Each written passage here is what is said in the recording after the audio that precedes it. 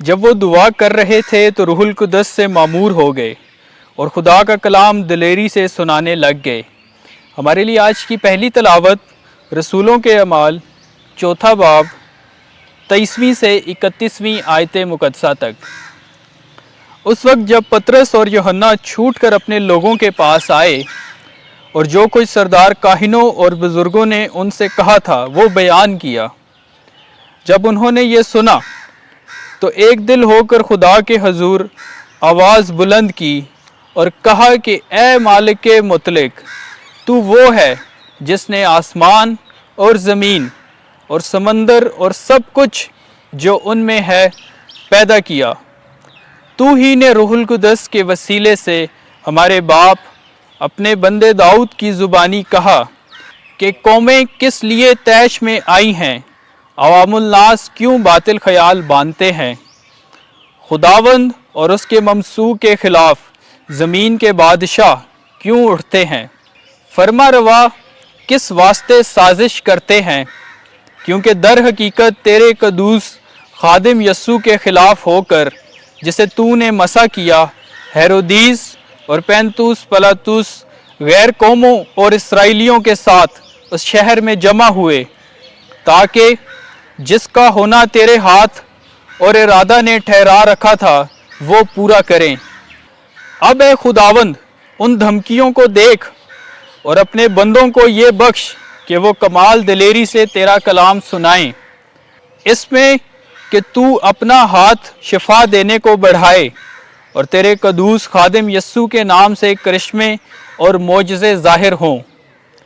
اور جب وہ دعا کر چکے تو وہ مکان جہاں وہ جمع تھے ہل گیا اور وہ سب روح القدس سے معمور ہو کر خدا کا کلام دلیری سے سنانے لگے۔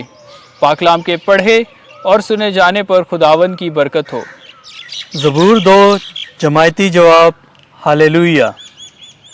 قومیں کس لیے طیش میں آئی ہیں، عوام الناس کیوں باطل خیال باندھتے ہیں۔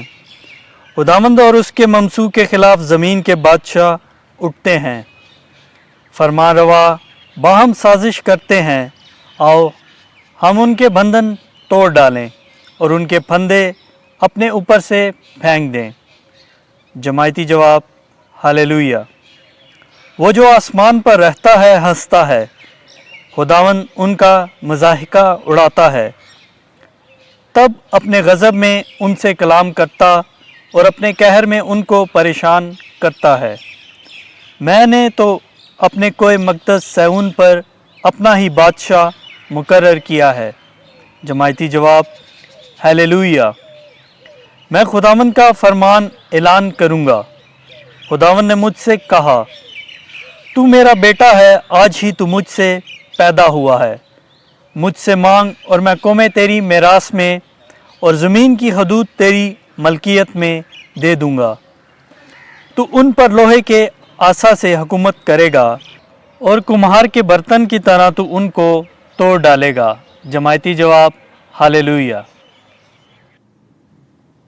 خداوند آپ کے ساتھ ہو۔ انجیل مقدس یوحنا کے مطابق اے خداوند تیری تمجید ہو۔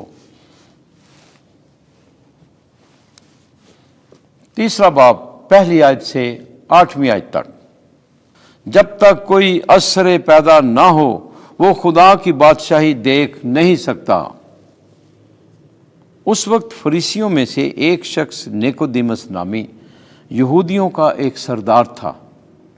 وہ رات کے وقت یسوع کے پاس آیا اور اس سے کہا کہ ربی، ہم جانتے ہیں کہ تو خدا کی طرف سے استاد ہو کر آیا ہے، کیونکہ جو نشان تو دکھاتا ہے کوئی دکھا نہیں سکتا جب تک خدا اس کے ساتھ نہ ہو۔ یسوع نے جواب میں اس سے کہا، میں تجھ سے سچ سچ کہتا ہوں کہ جب تک کوئی اثر نو پیدا نہ ہو وہ خدا کی بادشاہی دیکھ نہیں سکتا۔ نیکودیمس نے اس سے کہا، آدمی جب بوڑھا ہو گیا تو کیوں کر پیدا ہو سکتا ہے؟ کیا وہ دوبارہ اپنی ماں کے پیٹ میں داخل ہو کر پیدا ہو سکتا ہے؟